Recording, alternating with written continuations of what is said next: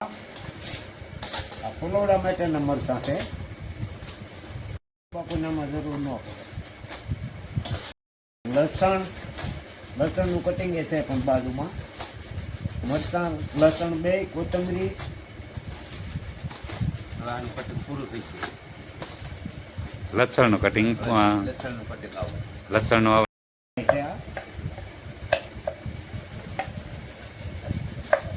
ફુલવડાનું લસણ હો. મરચાં, લસણ, કોથમરી.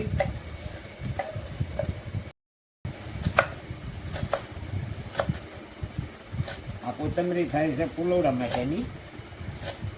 મરચાં, કોથમરી, લસણ શું નાખ્યું? હા ચાંદીના ફૂલ, ચાંદીના ફૂલ નાખું.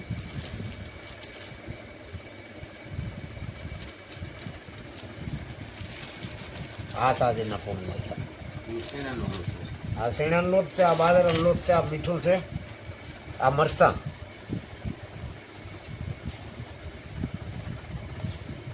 આ મરચાં બેમાં નાખ્યા કાપેલા. મરચાં નખાઈ ગયા.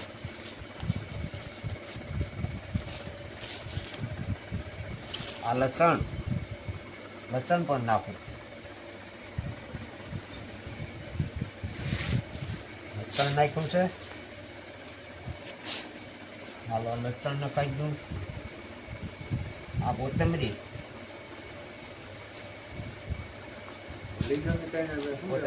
નખાઈ ગઈ છે. લસણ, કોથમરી, મીઠું, અજમા.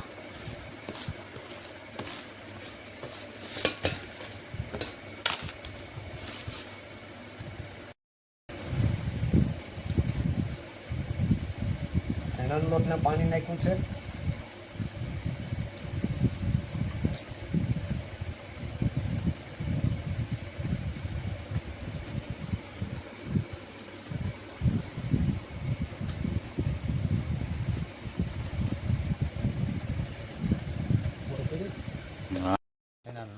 આ શેણાના લોટના ફુલવડા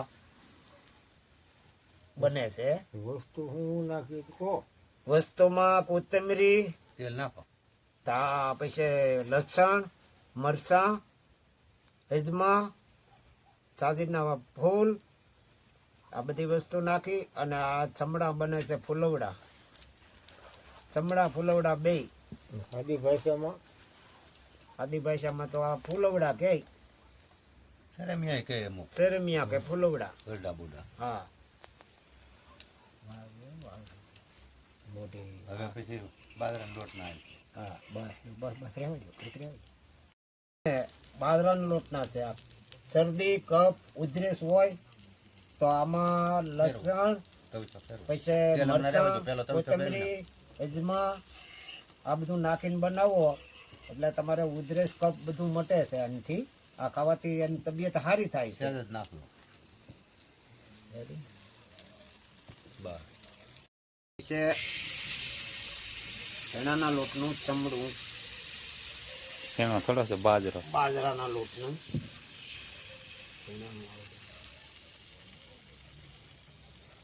બાજરાના લોટનું ચમડું.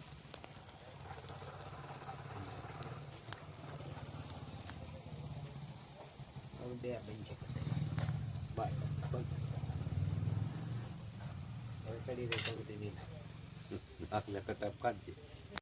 પાણી જોતા પ્રમાણે